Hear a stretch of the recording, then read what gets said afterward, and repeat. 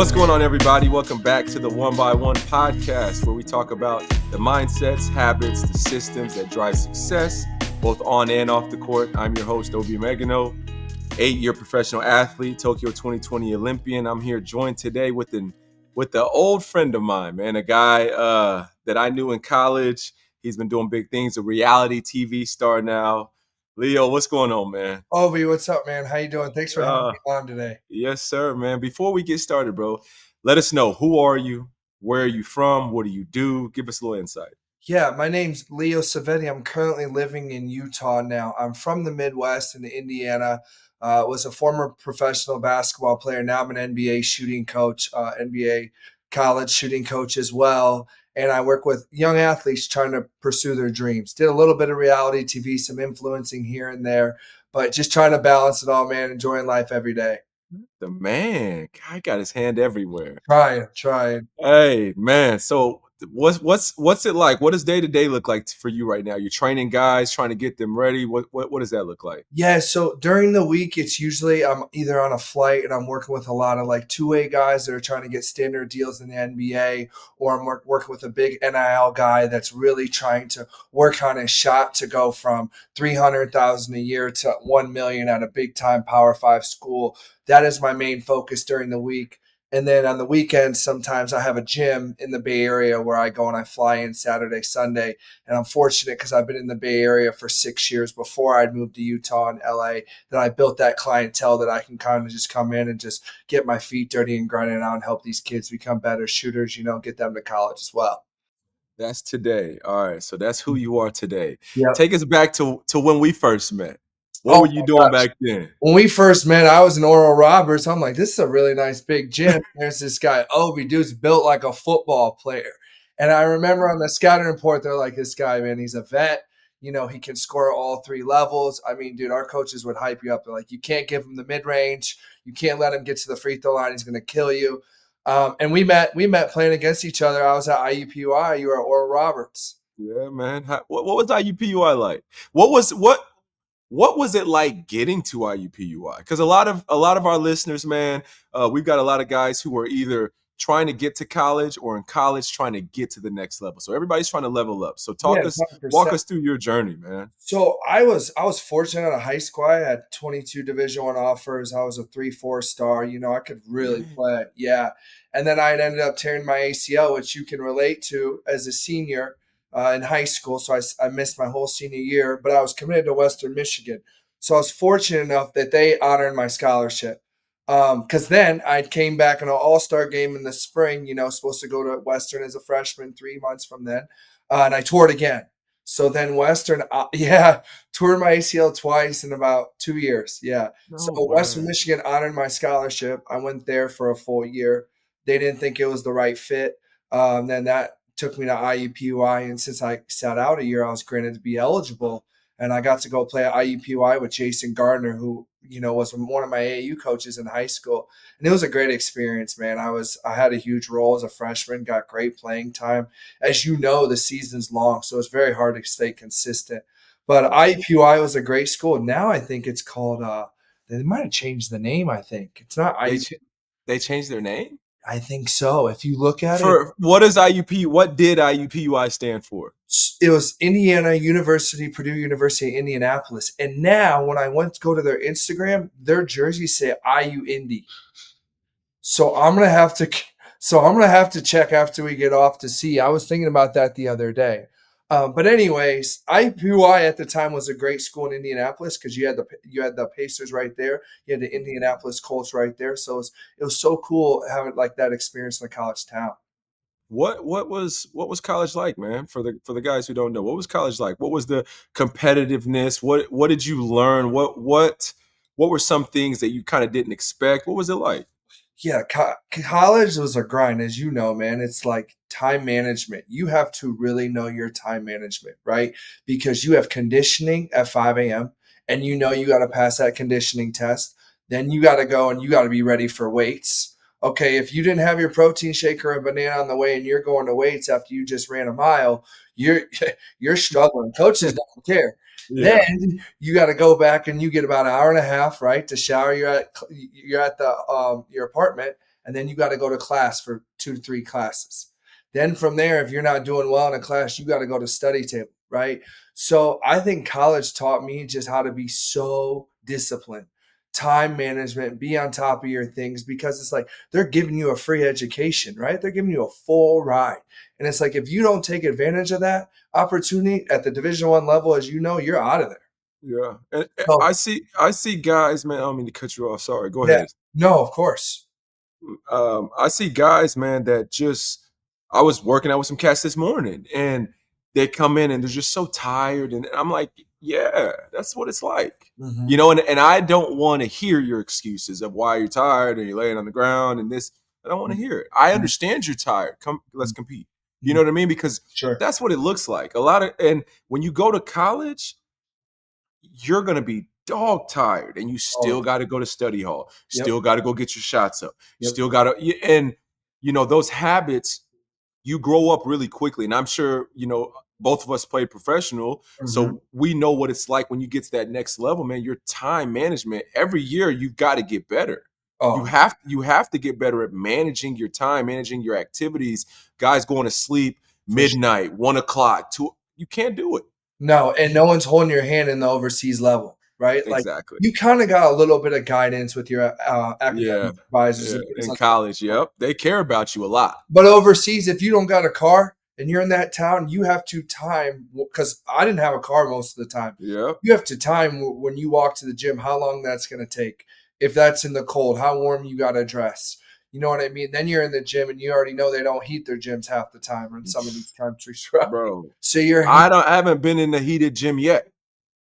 s Haven't been in seriously. a heated gym yet. You played in Spain, so you would think like, bro, Haven't you been in a heated gym yet, bro. It's crazy. gosh, It's people crazy. people don't see that. So that's the difference of college and overseas. There's a good example right there. Bro, I was in Spain. They had 4 space heaters on the corners Uh-huh. of the court because they didn't have heat, bro. We were Oh just my getting heated by the space heaters on And the Spain corners. is beautiful. Like, bro, I played in Yeah. Kosovo. I've played in Albania. I played in Macedonia, Bosnia. Like, these gyms are freezing, and they expect you to get buckets. They They expect you not to miss shots. they don't care. No, they You don't. know, and I tell my athletes, man, right now in college, this is the most love you'll ever get. Mm, So if you can't make it here, then you've got a real issue because yeah, these people care about you. yeah. You know, if you're not eating, they're like, hey, go eat. If you know, go do. They're telling you to go do things. You don't really have to think for They've yourself. invested their time recruiting you for a year and a half. Exactly. These coaches, they just got you, and they can replace you real quick. Exactly, man. So college is a big step, dude. It is. The And now culture, with these kids getting paid, man, it is these kids are getting 500,000, 1.2, 3 million. Like that is a full that's scary. That's more than these NBA guys, man. yeah, And so yeah. it's now it's even crazier. Yeah, man. Talk to us about what your injury, what facing those injuries was like. Yeah, that it, And you were so young, man. That's tough. That's tough being a senior in high school tearing your ACL. it, was- it was I just had an 8th grader tear her ACL, and I'm like, God, and the thing is, you never know what's gonna happen. Like Tatum just went down. Jason Tatum just went down with Achilles tear. It's like, dude, everyone feels for him that plays this. it's soul crushing, bro. But, it was tough because I was that guy that was a high major recruit slash mid major recruit. Like I had the BYU offer, I had almost the Penn State offer, I had the Tulsa offer, I had the That's Loyola, crazy. right? Yeah. I was that tweener guy. And then once I tore my ACL, right, I was just starting to like become an athletic guard, and I was, more of a 1-2 rather than just a shooter at that time. And I was like, my goal was to try to take this thing as far as I could. I mean, I was fortunate to play overseas, but it's like, when you tear your ACL, people, you're not the same. You're Mm. not. It is so hard, as you know, Obi, to you can convince yourself that it is the same, but there's one way that you can't move laterally as well. You can't take from the block as well. You can't fight over that ball screen. And so like I think that was hard because I just wasn't the same player. A lot of people, had written me off. Like Western Michigan cut me. They're like, you'll never be the same player. You used our scholarship to party. You joined a fraternity. You'll never, you'll never do it. You know, Mhm. and I was fortunate enough to like I just rehabbed, I rehabbed. And as you know, Obi, when you rehab, you want to get back and rush the process, but you can't because you're going to do it over again, especially if you tore as many times as you and I have, right? I could cry. I could cry hearing that statement, bro.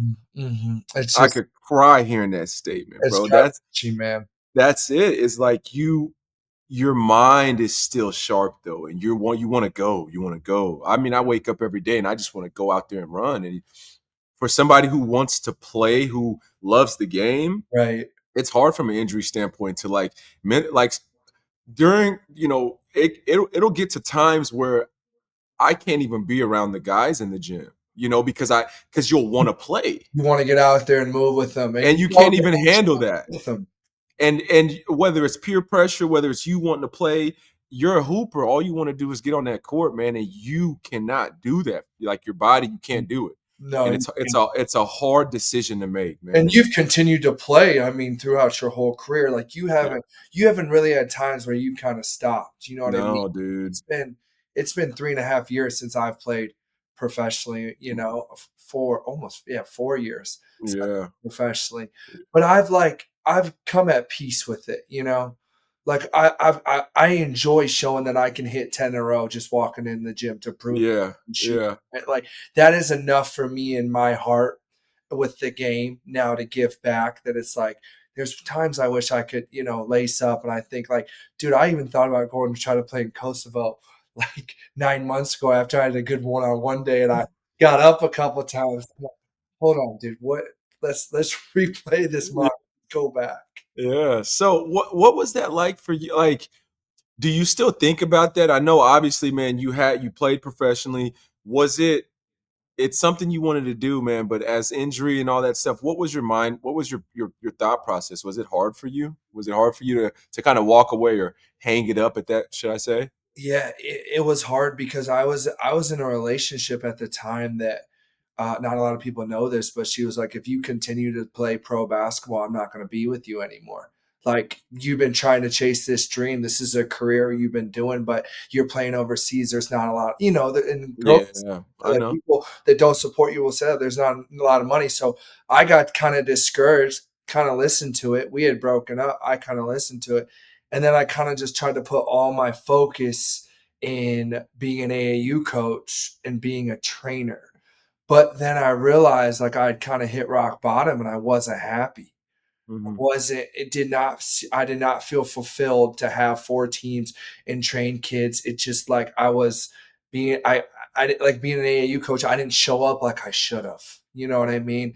And so I think that's a good point. Like you hit it on the head. I think the fact that I had to walk away from the game, try to find a different path, that didn't work. That path I went down the wrong, did wrong path. But then I started to follow my calling as a shooting coach, and that's when I really found my happiness again. Yeah. You know, Yeah.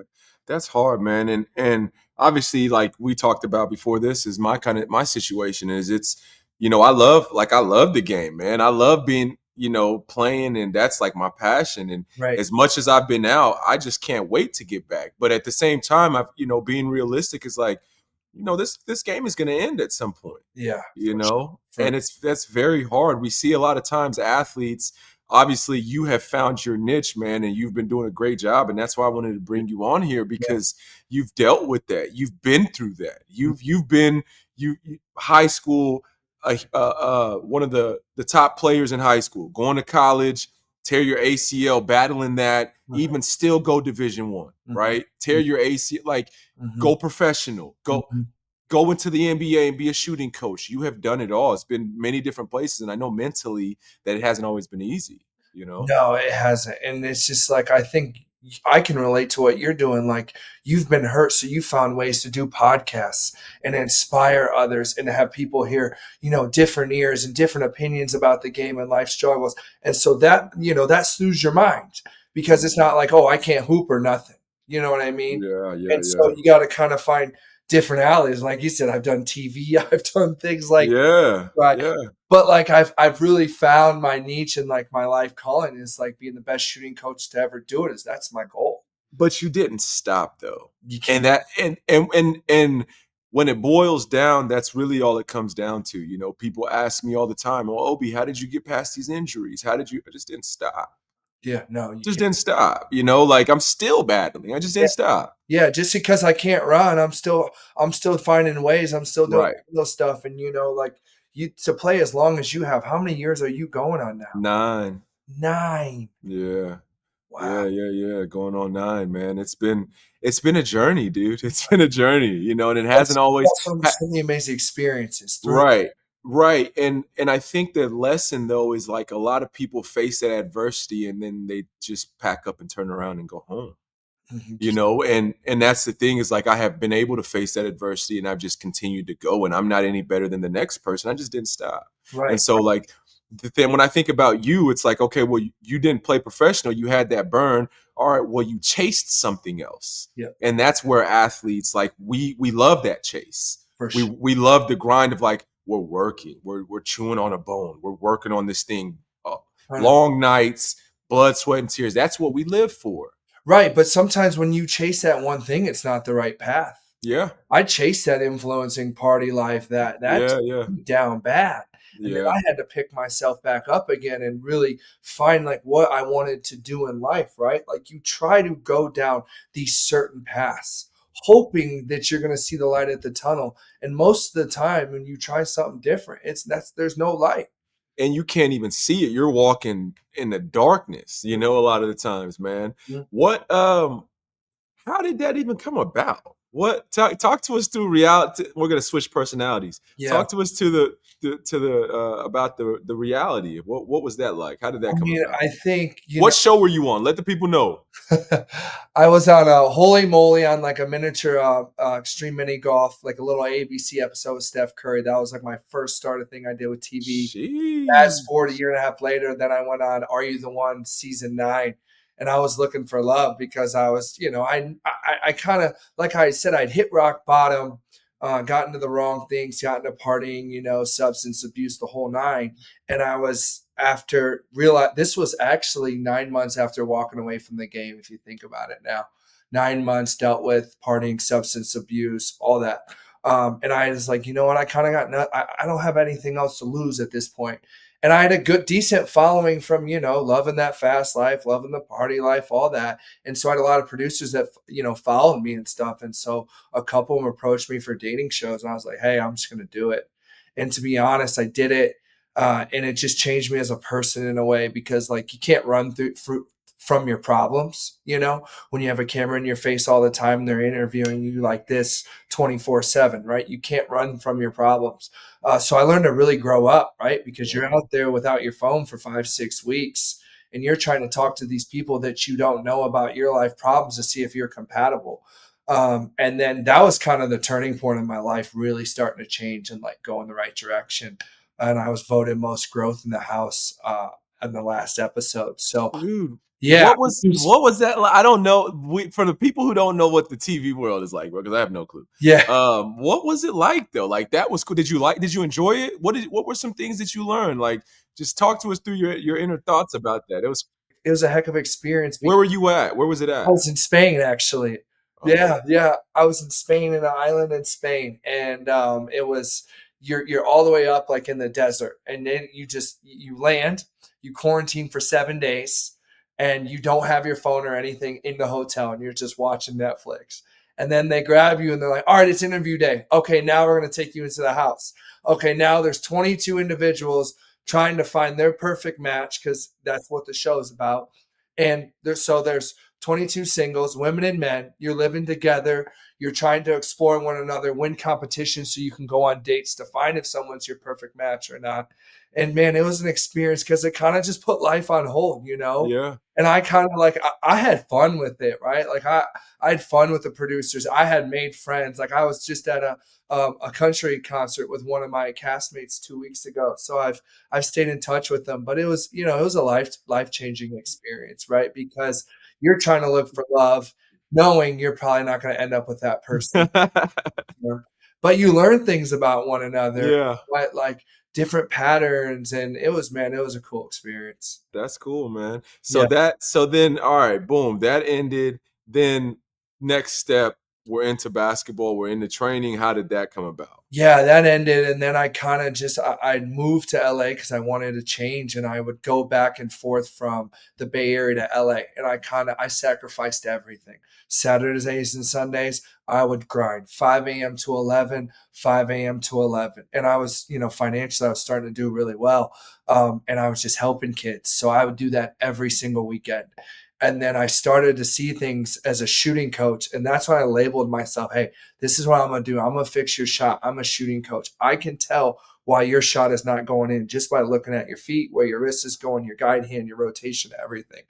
And then, the show kind of gave me some good publicity. So I had one D1 player that was like, hey, man, let's get in the lab. I was like, you cool if I bring a video guy? He's like, yeah, sure.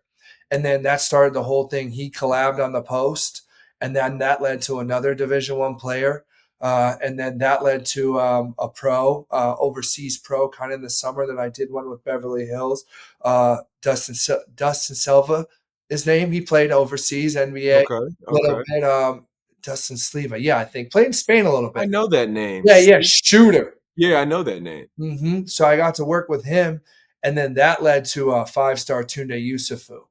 And then once I Okay. had gotten him and I worked with him and I fixed his shot, then it led to the high level college guys, the G League guys.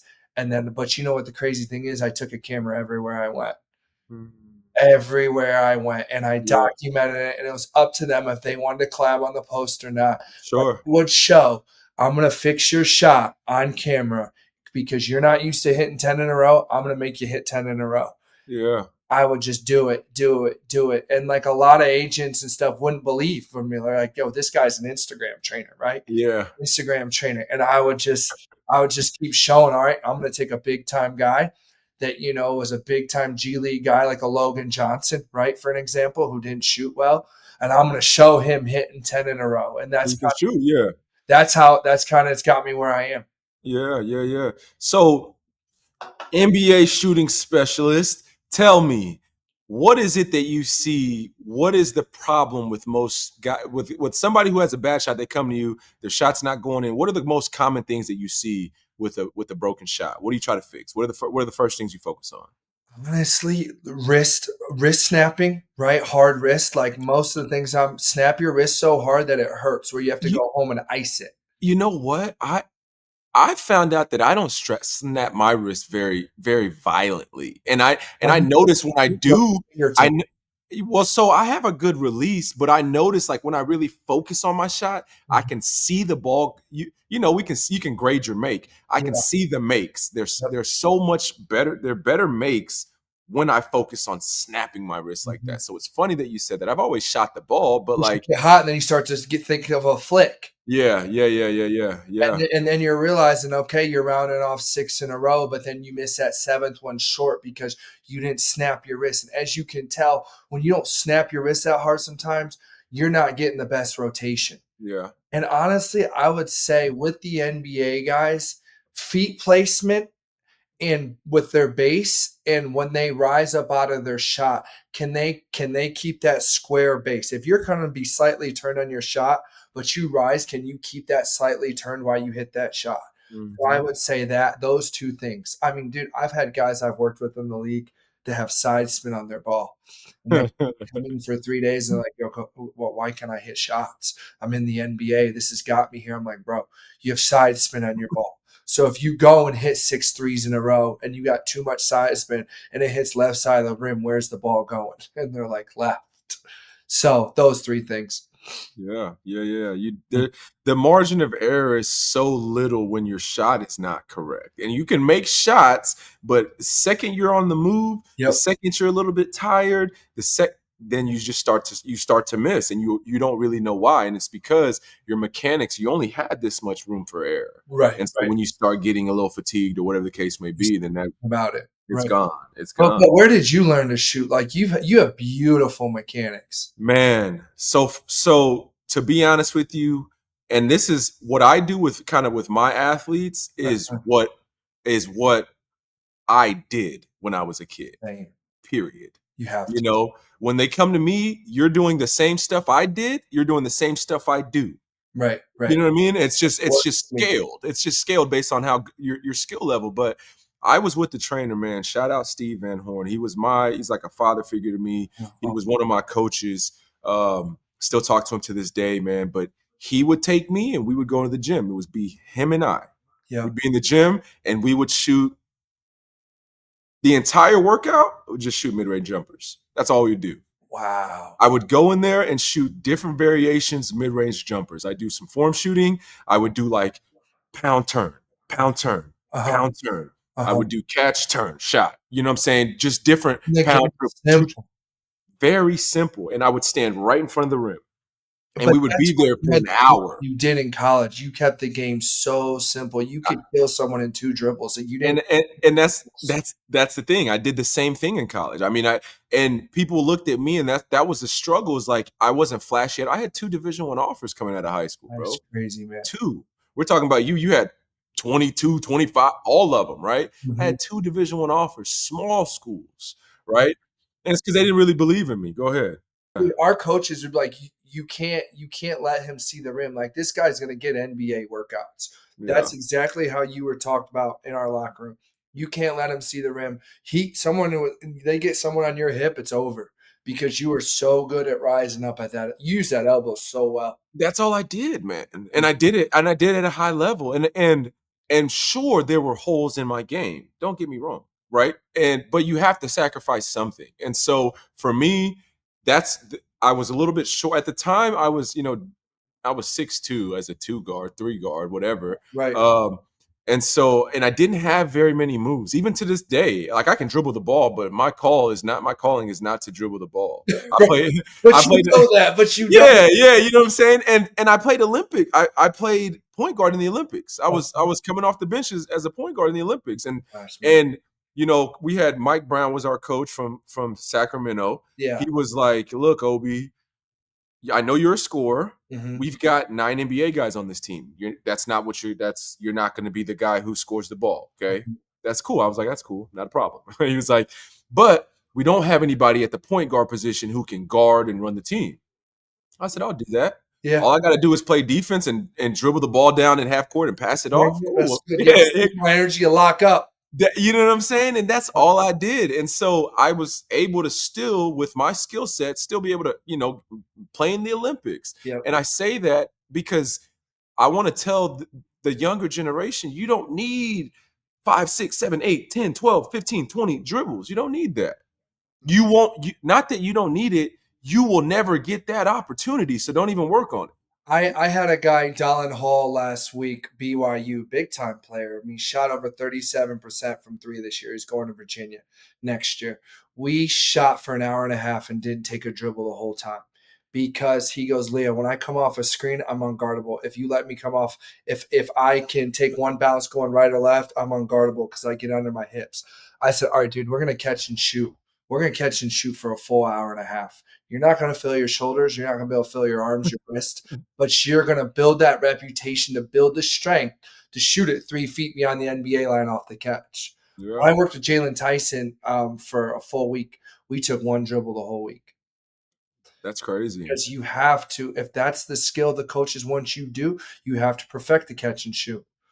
And and you said what coaches want you to do. For all the people that are watching this, that's all the coaches want you to do. Coach is not recruiting you to say, "Come dribble the ball 18 Yeah. times." Nope.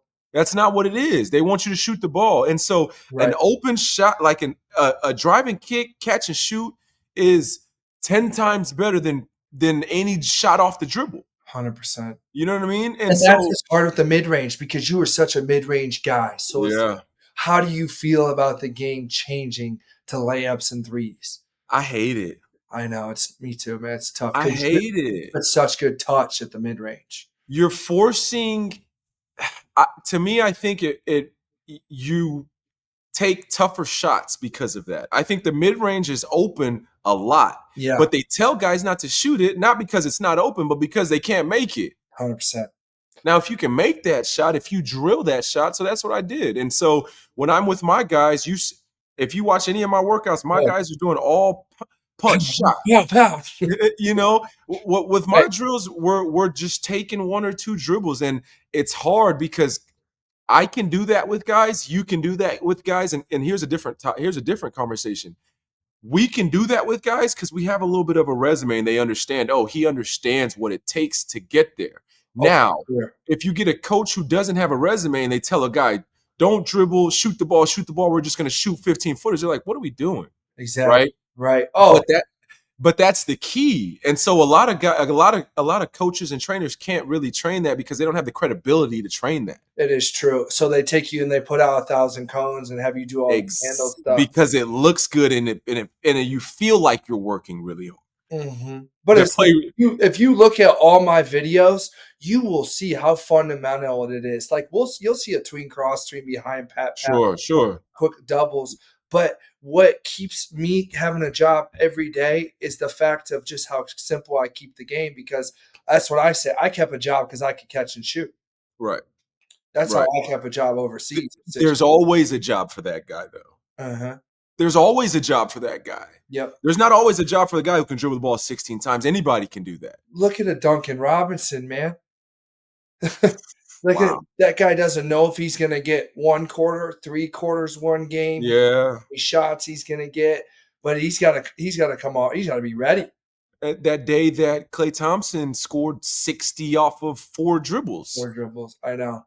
People look at that and I'm like, yeah, that's a great basketball player. That's what it looks like as a great shooter. And I think that the path of least resistance is what we're talking about. And that's why I took it. It's the easiest path. I know it seems like it's the hardest path, Right. but it's really the easiest path. So this is what I tell kids. That's what I tell my athletes. If Uh-huh. I stand you in front of the rim at 15 feet for, let's just say, 30 minutes, Right. you're gonna get up. You're gonna get up 200 shots. Oh, I love that. If we're dribbling, you're gonna get up 30 shots. Right. So is your philosophy, for an example, all right, if you're form shooting this close, you've already gotten up 200 good Exactly. shots. I love Yes, it. because we need to make a lot of shots. We need to make shots. People talk about I make 250 shots every day. We need to make shots, right? Don't go in the gym and game like shots. exactly. You know how many pre-draft guys I've worked with that have already done the pre-draft process, are in the verge of, a two-way or a standard deal, and they're like, man, my shoulder, I haven't shot that many shots. I'm like, because you don't know how to get up game speed shots to catch. Right. To pat, pat, pat. Oh, that's easy. Like Yeah. that's not balls to the wall. And Real knockdown. and so take this into comparison. So we're talking about shooting a lot of shots, Right. at a lot of shots by yourself. Take this into comparison. Okay. Take playing 1-on-1 versus playing 2-on-2 or 3-on-3. People, or okay, let's take 5-on-5. Let's do 5-on-5. 5-on-5 versus playing 2-on-2 or 3-on-3. Half court or playing 5-on-5 full court. Now, what guys think is playing 5-on-5 full court is harder. No, it's not harder. Playing 2-on-2 or 3-on-3 half court is harder. For sure. You get so many game reps. You better fight over that screen. You got it. You got one dribble. Right. You're getting very condensed, potent reps 100%. versus playing 5-on-5. You can rest. I can chill playing 5-on-5. Exactly. Right? Run to the corner, sit down. They're gonna play for a minute. He shoots a shot. I got to run back. Right. You're chilling. You're playing 2-on-2. You gotta go. All the pressure is on you every single play. You get so much better. So in Europe, what do? We go 1-on-1, 2-on-2, 3-on-3, 4-on-4, 5-on-5. That's European practice. Nonstop. That is European practice. And then you wonder why the Europeans are so good, man, because they are drilling this. This game is chess. They're playing this every single day, twice a day. Taking over, man. While you're going to the gym with John over there and playing 1-on-1 buddy ball, and you guys are like taking 10 dribbles and shooting, but dude, you guys these European coaches do not want the ball to touch the ground.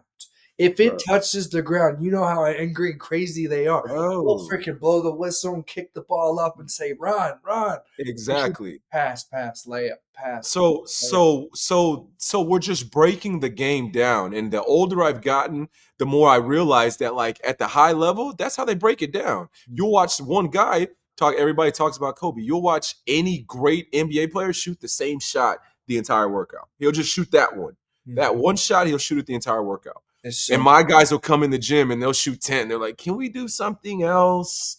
it's like and it's yeah, Can we do the kids are like, all right, I'm tired of doing ball handling. I'm like, yeah, but you can't dribble. right, exactly, exactly. Here's proof that you can do this. Well, all right, now you're turning the ball or now you're dribbling off your feet. It's I players. get it, man. I get it. So what do you see? What do you see with the guys who it clicks with them in their head, who they understand, okay, this is what it takes, this is what I need to do. Because I think that athletes nowadays, Yeah. they don't understand the amount of volume that it takes to reach where you think you should be. Uh-huh. You think you should be doing all that. They get upset, they miss shots, they Right. think they should be so much better. You don't understand the amount of volume. I had a tweet the other day that some of the guys retweeted. It was, Uh-huh. you haven't shot enough shots to be upset about missing a shot. Yep, I love that. Where you've shot so many that you leave that gym, you don't have to think about it and it's taken care of. Yeah. That's I go to, that's what I tell guys. I've gotten to a point you work with me and you really go hard in here, your percentage will go up on its own. It's proven.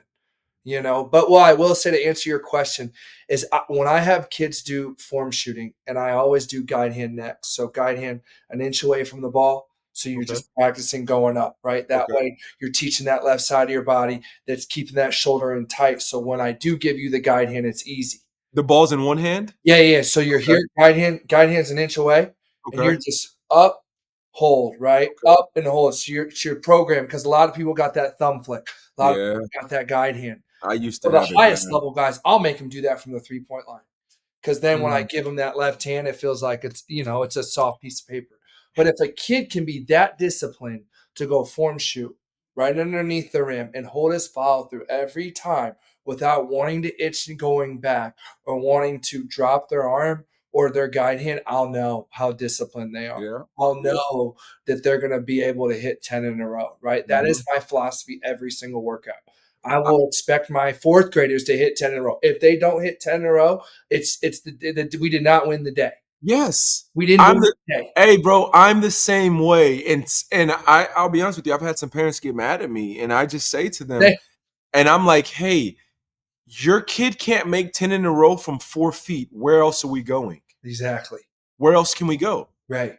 We're Right. shooting threes. He can't make 10 in a row from a layup. Mhm, Where are we 100%. going? This is all we're gonna do. We'll just do this for the because this is how You'll we just get. make them do it. Well, yeah, but this is how we get better. This is how we get. Exactly. Some guys will be mad at me. They're I've gonna had get so frustrated because they're so Leo. close. I've had multiple guys on multiple occasions Mhm. come to the gym for 1 hour, and then we just did form shooting. I mean, in front of the, I mean, 2 feet form shooting, Yeah. not like, I mean, and they're mad, and they're like, "Well, we didn't get it, we didn't do it." I'm like, "I know, I'm sorry. Go home and then go home and work on your form shooting." Yeah, it doesn't bother me. Someone else is coming in the next hour that wants to do it.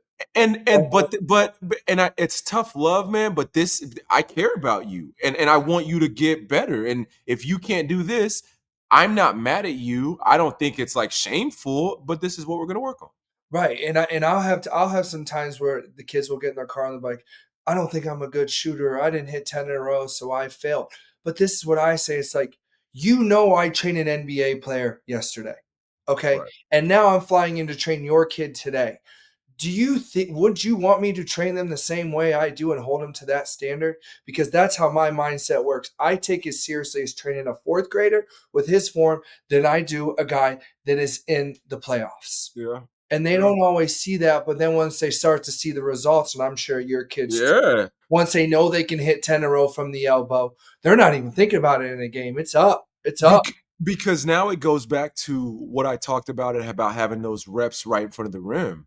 Because you're that feedback loop, comes immediately. Yep. The feedback loop comes immediately. So you're 4 feet in front of the basket, you shoot 100 shots, or you shoot 15 shots, you can see immediately, oh, I missed because I'm doing, oh, because you have to make 10 in a row. And every one that you miss, Yep. you can see and Once you feel you it, correct it. because you're that locked in of shooting the same way Right. every time. And you correct it. And then what you'll see is probably most likely, if you're serious next week, you will defeat that boss. Right. For Then we'll go to the next boss. 100%. And 6 feet. sometimes I'll make them shoot really deep, because to shoot deep, you have to focus on your mechanics. Yeah. You shoot a whole different shot. You cannot turn your hips even an inch or a centimeter if you want to be consistent. Right. So then when I make them shoot so deep and I see it starting to click with their mechanics and they're locked in, then I move them a little closer. Yeah. All right, now college 3. Okay, now watch how easy this is. Be low on the catch. So Yeah. what I kind of do is I experiment with a lot of my workouts with each player. I honestly don't know what I'm gonna do with them every Mm. time they walk in the gym. I'm kind of the same way. Really? I'm kind of the same way. So I have all of my workouts go the same way. I don't care who I'm training. Yep. All of my workouts go the same way. We come in, we'll do ball handling. Yep. Depending on where your level is, what your skill is, we kind of scale it, how the Uh-huh. duration, the Uh-huh. drill, we kind of scale it. Boom, ball handling. Then we'll go into some form of a layup finish. Okay. A lot of times I do box layups. It's something I call box layups. It's something that I kind of stole. So when I was in college, we used to do a variation of this. And Uh-huh. then when I trained with PJF, Yeah. when I trained at PJF, we were doing a lot of these finishes. He did that with a lot of his NBA guys. And I was Uh-huh. like, this is great. Mhm. So I stole. Yeah, he's good. I love training with him, man. Yeah. But we would do some variation of box layups: right hand, right foot, left hand, left foot. Oh, These our athletes, the way that their brains, they struggle with it, right? yeah.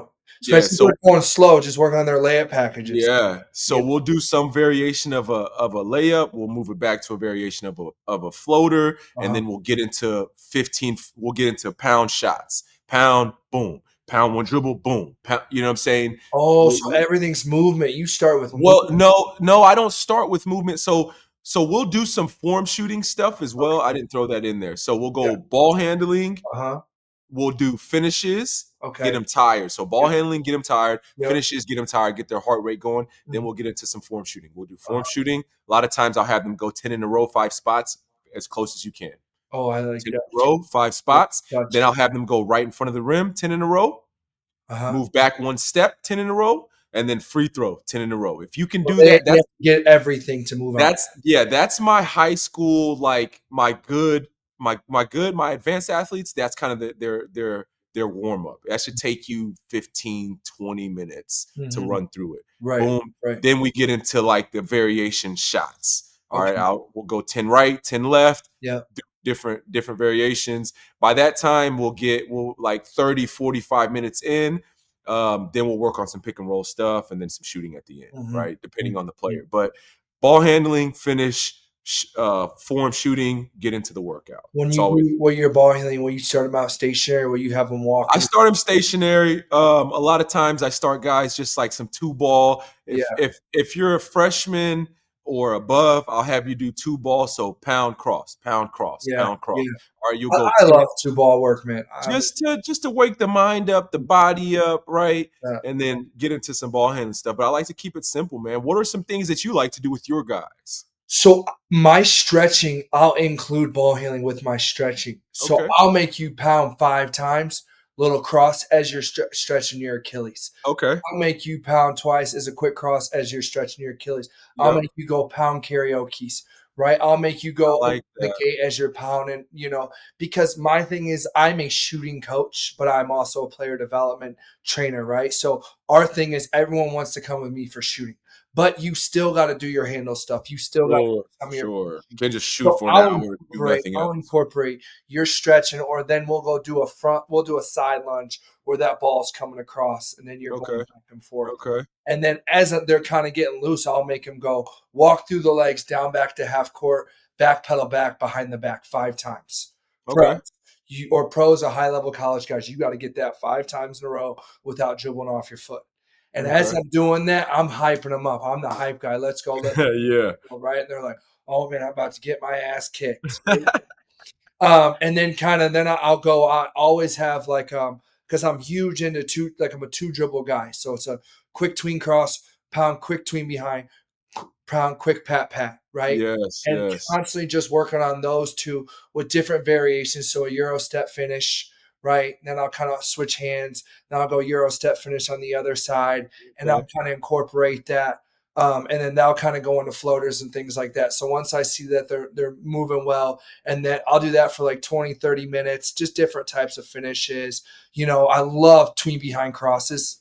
I love the quick tween behind cross because Okay. you're Yeah. pounding that ball hard Yeah, yeah, yeah. on that ball hard, and then I'll add a pro hop with that, right? Ooh. So each of my double moves will be a pro hop, will be a Euro step finish, will be a Where are you starting at? Where we start? Are we at that free free throw throw line. line? Free Yep. throw line. Yep. Yep, yep, Free yep, throw line. yep. I already And know. when I see they're doing well in the middle there, then I'll kind of bring a baseline.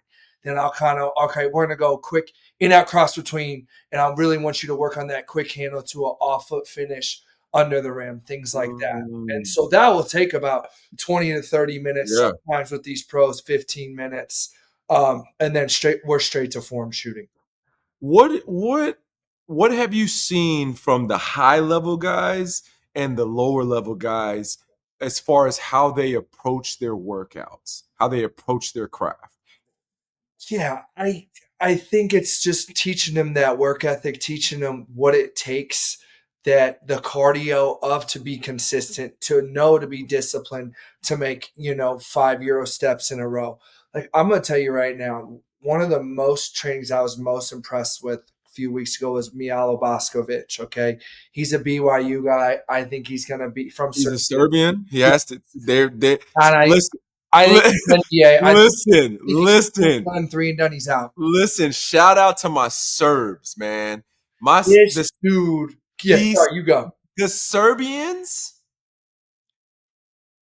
top top class basketball Yep, players. yeah, They're the way that their brains work as far as basketball. Obviously, they got the skill. We know Jokic and all those guys, mhm. but I had 5 Serbians on my team in Spain the year I tore my ACL.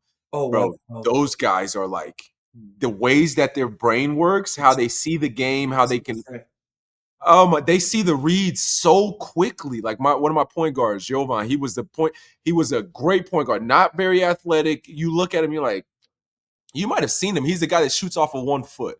He was my teammate. He's a lefty. He used to shoot off his right foot. Oh, you know what? He, I've been wanting to watch more film of you these guys doing that one you've foot. seen him before. He was big. I remember Swiss coaches was posting him a lot when I was with them. I think that was 3 years ago. But Uh-huh. shout out Jovan, man. That's my guy. Those guys are so smart, man. Yeah. And I pride myself on understanding the game, but they see it just so much quicker. They They're see the just read so so much. disciplined. They don't have time for if they miss, they're sprinting back and they're back to it. Like you just guide them through the workout. They're that disciplined. I've came to the conclusion that's just how they breed those guys, bro. They're breeding them over Yeah. there. Oh, yeah. That's how they're breeding I them. played for a I'm couple gonna send Serbian. my kids over there, man. I don't know what they're doing, You dude. you barely talk back. You're kicked out of practice. Yeah, yeah. And they don't play. Those Serbs do not play. I love them, bro. I No, love they, Serbians, they, bro. they do not play. But Tell me that's about this guy. Tell me about this guy. yeah. So he's just 6'9", like can play like 1 through 4. He's versatile, beautiful form, and he didn't smile. He didn't talk the whole workout. He was a drill sergeant. He was all business, and like I'd have him like hit 10 in a row or 12 in a row. I'm like, have you done that before? He's not, nope, not often, nope. And he's already ready for the next drill. He's not like happy that because I just switched his shoulders. He's a big shooter like this kind of when Yeah. he's left, so I kind of squared him up more. Dude rounded off like 15 in a row. I'm like, you done that before? He's like, nope, not at all. Next drill, let's go. And I'm like, well, let's celebrate this win because you're going to the NCAA tournament tomorrow, and you just fixed some things on your shot. So I would say just the things that I see is just disciplines, right? Like someone's not satisfied to miss a freaking Euro step finish or a floater because they're fatigued, or they don't have enough mental discipline to shoot that floater high enough that they're shooting a line drive. And they don't understand how that important that is. And they're not playing in their mind that that 7-footer is coming across to get that. They're not putting that in Yes. their mind as they're training. Yes. So you nailed it, man. I'm glad you said that because I wanted you to carry us there, because this is kind of a message to all the athletes that I know, that I see, I'm sure athletes out there, just how they approach their craft. Yeah. You know, like when you show up to the gym, you want to be a professional, you show up ready. You show up ready to practice, ready to get better. And a lot of it looks like what you just said.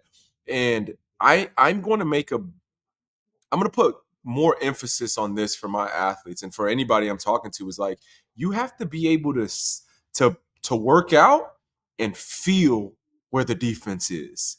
You got to be able to imitate and play shadow basketball. You got to see, okay, this guy, boom, he's moving here.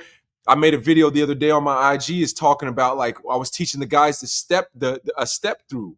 Just like guys were pump faking and then just turning and shooting the ball. I'm like, no, there's a guy in front of you. Right. You pump fake, he's there. You've got to step around him. Wow. So You like, can't just step. pump fake, they jam your chest, chop over the top. Exactly. And obviously there's not a defender here, but you being a basketball player, you have to understand, when I'm making this move, I'm drilling, I'm doing a drill in practice, but why am I doing this? Bro, sometimes, Obi, I would train all day long. I don't think I bring a cone out the whole day.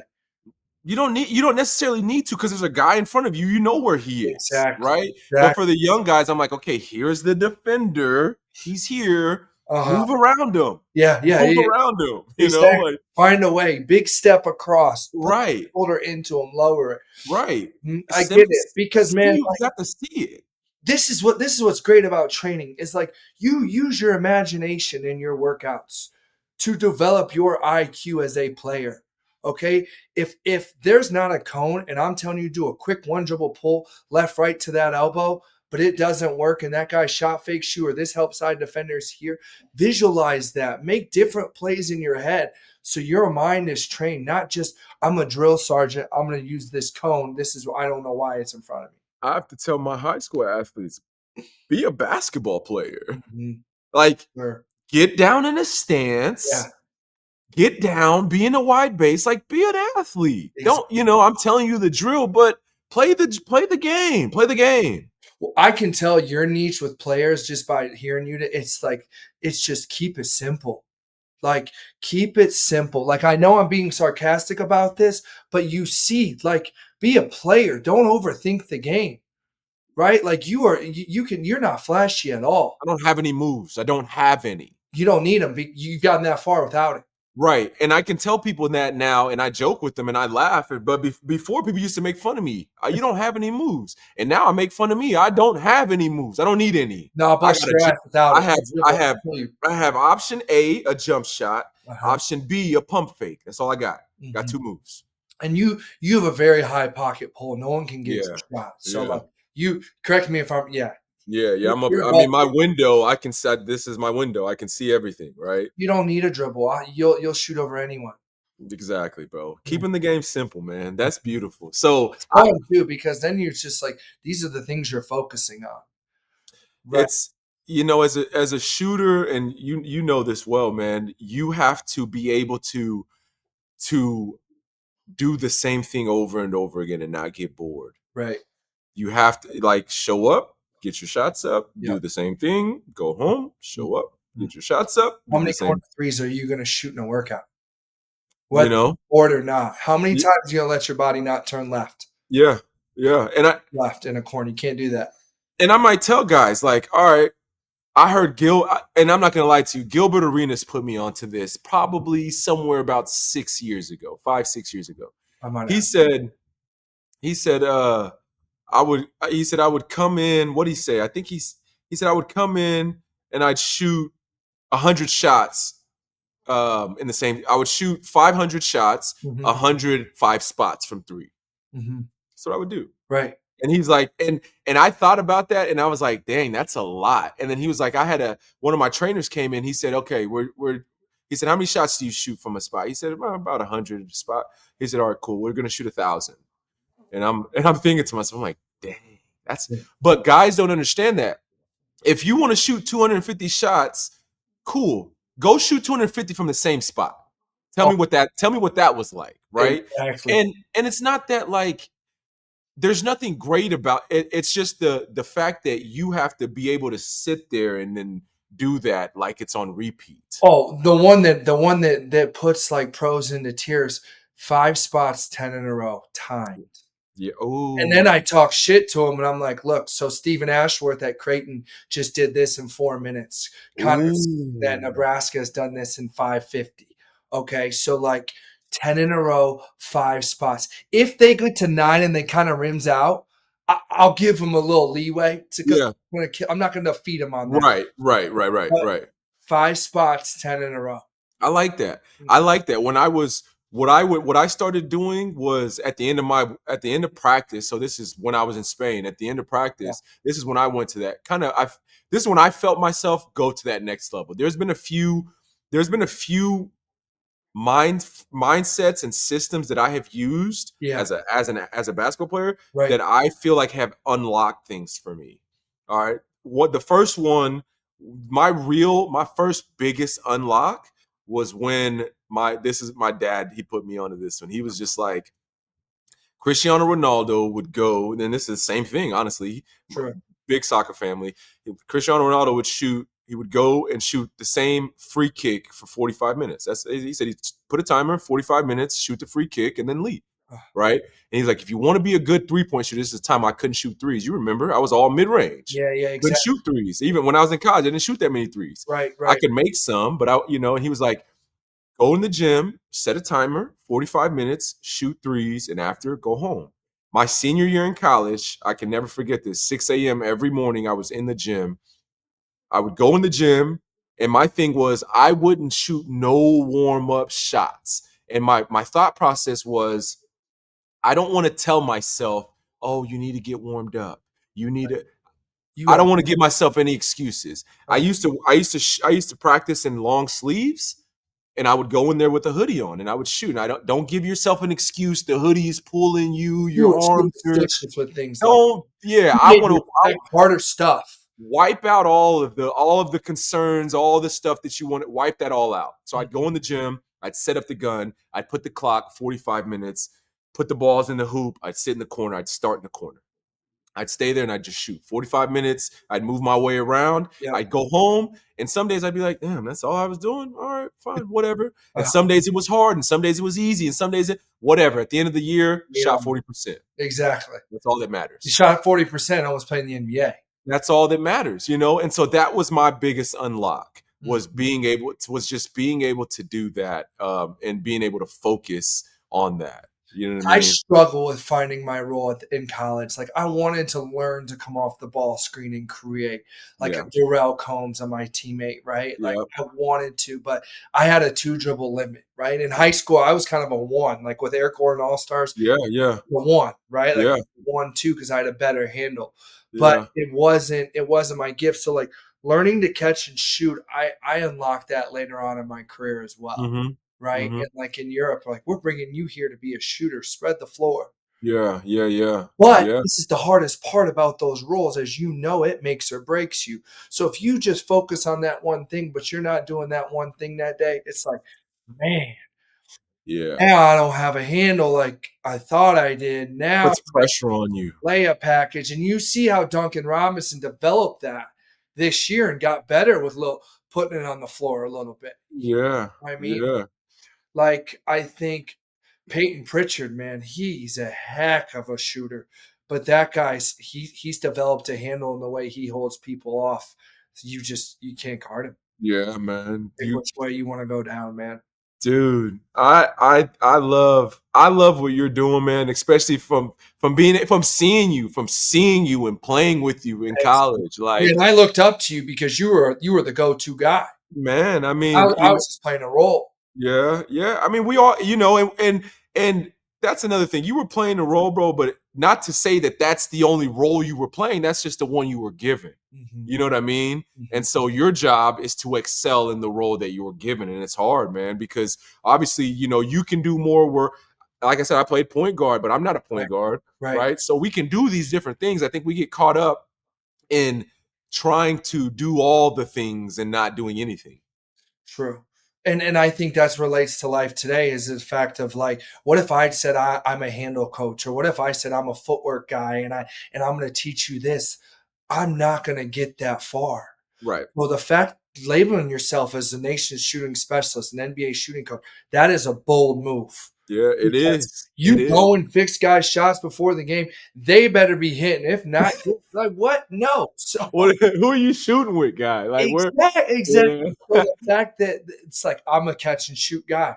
All right, I'm a shooting coach, Yeah. and it can make or break you. So it's like holding into that one thing is really taught. It's a huge life lesson. Yeah, man.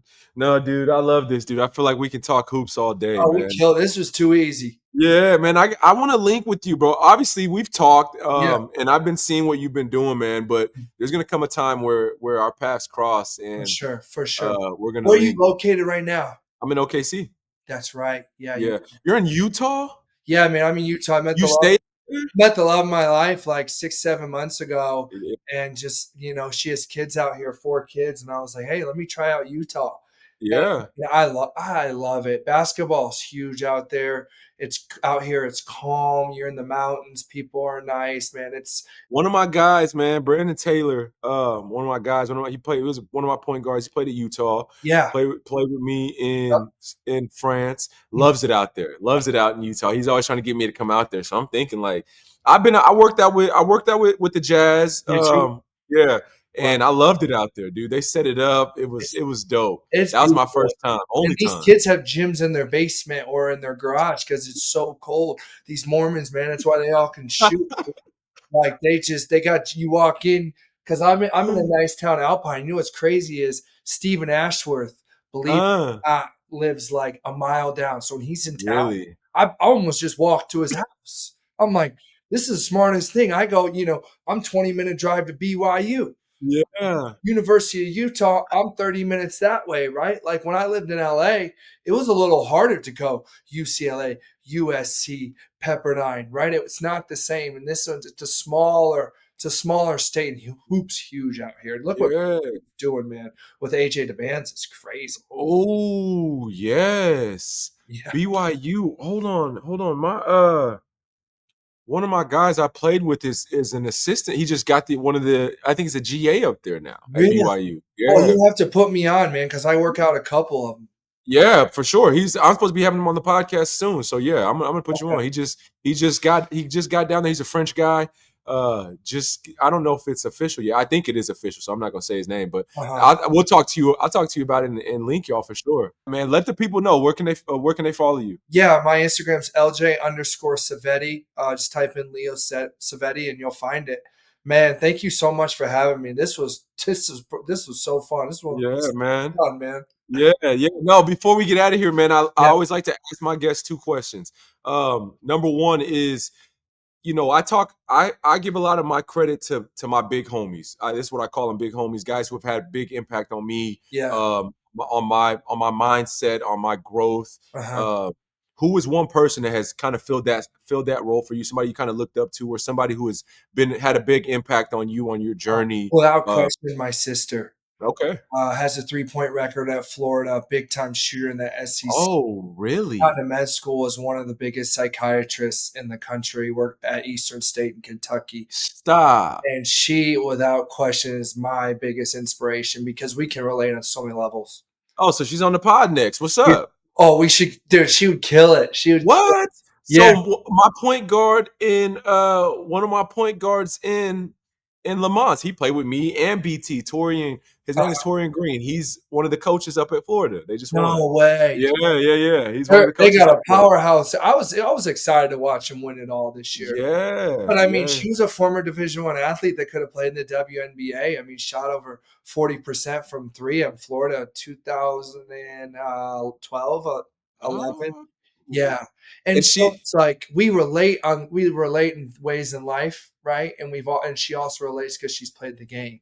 sure. So, sure. and her She's form, doing psych now, you said? oh, dude, she's a psychiatrist, dude. Oh man, I got my bachelor's was in psychology. I could see that. Yeah, so I've got two licensed therapists in my family. My dad and my sister are both licensed here in Oklahoma City. Wow, I did my undergrad. I started my master's at Oral Robertson Psych as well. So did you? nah, that'll be dope. That'll be Yeah. dope. I want to tap So into her for sure. are you using that? Like, are you I wanting? mean, yeah. So truth be told, bro, when I started one by one, when I Yeah, started the podcast, when I started all of this, it was to this was in Spain when I was like, man, I was having a great season. yeah, Um, but I would come home. I tell this story all the time. I'll just tell it to you real quickly, mhm, man. I was having a great season. One of the leading scorers in the ACB, big time. top league in the world. Yeah. I'd come home, bro, and we'd win a game. It would be great. Everybody's up high, having a great time. I'd come home and then I'd just sit there. Would come home and play the video game, and I'd be like, "Well, that's it. All right, so I'm That's gonna all." celebrate my win, and Yeah, I was like, "That's it. That's all I get." You know um, what I mean? Like I had a great game. Obi, look, I'm at home. I'm looking at the Instagram. Yeah, this is fun. And then I'm just like on the phone with my lady, and I'm like, "All right, cool." You know, you exactly. know. Dude, And I'm gonna so, do something. And like, yeah, dude, God bless my girlfriend because she's taught me a different alley. My girlfriend's an influencer. She's a full-time influencer, been doing it. And like I have a decent following, but I didn't know that niche of that lifestyle. She's taught me the way how to collab. yeah, Like, I'm here in Utah a lot now and I don't always train out here. So like you doing the podcast, I've done like brand deals now. yeah. Like thanks to her, she's taught me how to work these brand deals out to where I'm collabing to get paid for a good reel with the clothing. So it's funny you said that. Mhm. No, I was running through my notes and I was talking. That was going to be one of my notes was Yeah. like branding for you because Mhm. obviously you've done a good job. Yeah, yeah. Um, But and what that was taught me like. she's taught me all the niches of it. It's like how to catch a trend or what to do or who to collab. Like I knew the collabing, but I didn't know you could use your platform to generate a lot of income. You Chris just didn't. It wasn't tangible. You knew Brick you could do it, but you haven't seen somebody show you. Hey, I this is how haven't it seen works. it, right, and Chris Brickley, I mean, he's Oh done my that guy gosh. Oh that my guy I god. think makes more money He's incredible. influencing than he does trading his guys. He's I incredible. think he works with some of those guys like, "Look, bro, I got you. You're my guy." Like, Oh, bro. yeah. If you look at Chris Brickley and you think he's making money off training, you're a fool. Mhm. You know what I'm saying? Like he is a brand. He's an entire brand. Yeah. You know what I Well, mean? So that's I'm learning that niche is like brand deals and marketing yourself and yeah, yeah, man. promoting. Just like you with the pod, like finding other ways of generating income and keeping your mind thinking, man. It's Well, we need to get that. We need to get you a new hoodie where it says "buy times one by one." We yeah, need to. I know. That's where we're going You next. gotta plug me, man, for sure. That's where we're going next. I coulda worn one on the pod today. Don't worry, don't worry. We're gonna have a collab. I'm already thinking about it. I'm Oh, already thinking about for it, man. sure, man. I love those hoodies. Those are sweet. Yeah, man. We got a link. There's a lot in play right here. So we got a link, bro. I love obviously with sports and the mindset, man. We've been tapped in. Mhm. How many So countries have you played in now? it's crazy, man, because I not that many. So for somebody who's played 9 years, I've only played in four. But you Um, stuck with the ones you really liked and just Yeah, so when I was younger, I had my ex lady. She was in Europe as well, and uh-huh, so my goal was I wanted to just be in the countries where she was at.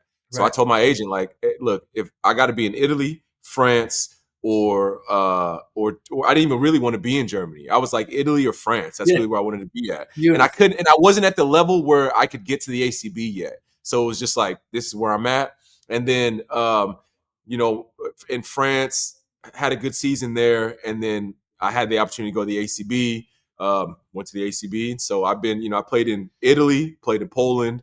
I Yeah. spent 3 years in I remember France. Poland. I remember you Yeah, playing. that was terrible. Good Yeah, night. that's the grind. But you had to go kill To to you get know, to Spain, to get yeah, to France, right? yeah. 3 years in France. Played in Dijon. Like the mustard. Played in Rouen, Wow. and then Le Mans, and then played in Madrid. Played in Fuenlabrada, Madrid. Played 2 years there, and then in Zaragoza this What a last year. beautiful experience though with life, I'm It sure. has, man. It's been it. What It has. in the restaurant. Oh, As tough as it was my first 3 years, bro. I was like, And I when I tell guys that want to go play overseas, I'm like, listen, you better make sure your mind is right, Yep. because that's not a place to go over there and like, Oh, that place will eat you alive, yeah. bro. You will be at home crying every day. I was at home crying every day, bro. And I Mhm. say it. And Mhm. people hear me say it. And I'm like, no, I say it, bro, because you're there. You don't got no friends. Nope. Your teammates probably don't even like you. They don't The like you. staff don't like you. Nope. Nope. You know what I'm saying? Like, you gotta earn everything. And you 100%. go in there. I went in there, one of the leading scorers in the country, go in there thinking, yeah, I went in there, I'm the guy. got We'll cut, humble go you real home, quick. When you go walk home. past the cafe and there's your teammates and they kind of act like they gotta say hi to you, it's the most uncomfortable feeling. Then you got to go and see them at practice, or Yeah, you celebrate a victory and you step out and have a couple beers and you already know they're just judging you because you're American and they're bro. doing the same thing. You know?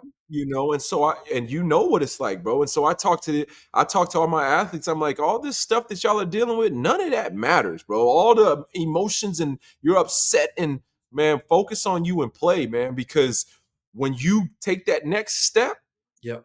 none of that matters. None of that matters. And those people don't care about you. They don't like you. They don't want to see you win. What are you going to do now? Hundred You percent. know, you're worried about your teammates not passing you the ball, and coach doesn't like you, and That's me the least of your worries, it's the least of your worries. And so you've got to get over that immediately. for If you sure. want to go play at the next level, you got to get over that, Hundred you know? percent. Cool. So lastly, bro, before we get out of here, I always like to ask my guests this final question is, Right. how do you practice self-love? Wow, bro, that is a beautiful that one can put you to tears. Without question, routine.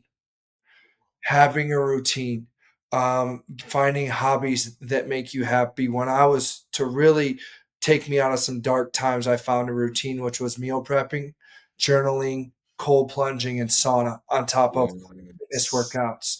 If you Yeah. have a routine and you have a purpose to wake up every day, knowing you got to attack those things, whether it's a regular day, a busy day, a normal day, that's going to keep your mind right. That's going to keep you disciplined. That's going to keep you proud of yourself.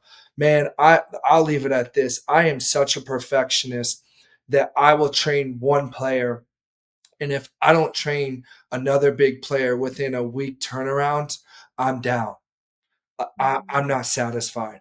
I have to keep a consistent routine of seeing success, fulfilling my heart, and just that's taking me out of dark places. Also, too, it's like when you're down, write your thoughts out. You know, if something's hurting you, if caffeine is giving you headache, cut caffeine out. If you know you can't have alcohol because you're going to act a certain way or it's going to hurt your sleep, cut that out. Right? If you are on your phone too much around your girl and it's hurting her, get off your phone at night, right? Like little things like that, holding yourself accountable. Wow. Mhm. Wow. Yeah, I yeah. love that, bro. That's Mhm. big. Everything you just touched on, man. That's like, You can relate in anybody's life in any way, you know? man, everything you touched on, the routines, the finding things that make you happy, Yeah, chasing your purpose. You know, we talk about it and we say these things and they're very fleeting, right? Because most people don't know what it means. right. It's hard to quantify what that looks like. But if you 100%. can find that in your life, we're chasing routine, you know, another thing you mentioned is your nutrition, is your body, taking care of your body, eating the right foods, like all the things.